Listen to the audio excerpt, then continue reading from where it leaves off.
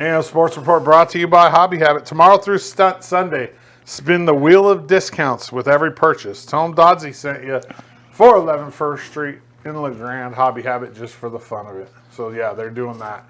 Their anniversary sale. This is the 41st anniversary. And every time you buy something, you get to spin a wheel, and it gives you a discount on that purchase. The wheel of discount. Yeah, I think that's, it used to be like, No. No. LeGrand High School Volleyball will travel on Saturday, November 2nd for a first-round playoff game versus number 1 Marshfield. The playoffs are so crazy now, BC. When I was in school, like you had to, you either had to win your conference or get in that large bid to get in. Right. Now, and the GOL is weird because it's so small. Okay. But the teams that aren't even 500 are getting into playoffs. Like the boys soccer team, I'll talk about it more in a minute, but they made the playoffs, and yeah, it's crazy. Okay. LHS soccer, girls soccer cruised to a 2-0 victory over Pendleton in their final regular season game. They finished the season 11-1-1. They're number 2 in the state.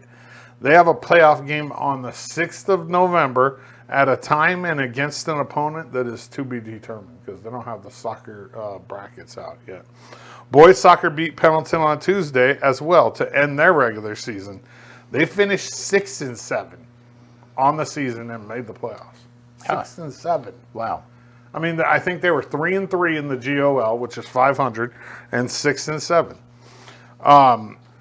Their game will most likely be on the road against an opponent to be determined.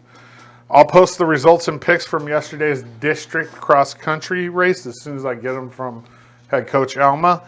LHS football goes to Pendleton tomorrow night for a 7 p.m. kickoff, streamed live right here on the EOA network.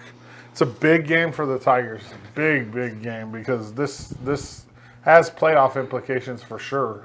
Right now, Crook County's undefeated in the GOL, and LeGrand and Pendleton each have 1 loss. So whoever wins this game tomorrow night ends up second place in special district, whatever it is. I call it the GOL. It would be nice for the Tigers. They need some confidence right now coming off of this big loss to Crook County at homecoming, man. We got to figure something out. And I hope, I mean, there was a few comments on Friday night about like throwing the ball. And I really hope they just stick to their guns and run because it seems like when we throw the ball, we get into trouble. EOU volleyball lost a tough one to the Yotes on Tuesday night. They're still in first place in the CCC thanks to a tiebreaker. They host Walla Walla tonight at 6 at Quinn. So you got a Thursday-Friday games for EOU volleyball this week because of the Walla Walla game. They can't play on Saturdays because of their religious beliefs, so it always pushes games. So because there's so much going on at EOU this weekend, they bumped it to Thursday, Friday. They play LC State tomorrow night at Quinn as well. Both those games start at 6 o'clock. EOU men's and women's soccer hosts Multnomah tomorrow at Community Stadium. The women play at 1, and the men kick off at 3:30. And then they turn around and host Warner Pacific on Saturday.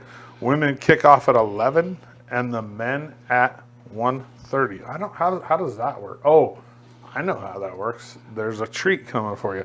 Women's basketball hosts Whitman tomorrow at 1 p.m. in Quinn. Men's wrestling duels versus Arizona Christian at 12. And Providence at 2 p.m. on Saturday in the Fieldhouse. That's good. That's cool. I mean, they're going to have all kinds of events going on at EOU. Then Sunday, the EOU Open is also in the Fieldhouse. So Saturday for men's wrestling, you got 2 duels against 2 really good teams. One of them one of the top teams in the country. And then Sunday, you got a full-on open tournament, which is going to be cool. And then finally, EOU football goes yote hunting tomorrow night for their only night game at home of the year. It's a 6 o'clock kickoff. It's going to be, I hope the weather's at least decent. Because pictures at night are really hard already. Right. And then if you put tough weather on top of it, it just makes it miserable. The Mounties take on the Yotes. It's a Frontier Conference matchup. The C of I is good. I think they're ranked 22 in the country. I like to say it's the best two quarterbacks in the conference with Quincy Glasper from EOU and Andy Peters from College of Idaho. So it's going to be a shootout. We haven't beat them in a while. We almost beat them on the road and upset them last year, but we couldn't quite pull it off. So, I mean, like I said, big weekend for EOU. 9 sports events going on over the next 4 days. And that's only, so basically most of them are Friday, Saturday, because there's just volleyball tonight and there's just wrestling on Sunday. So over Friday, Saturday, there's 7 sporting events going on at EOU.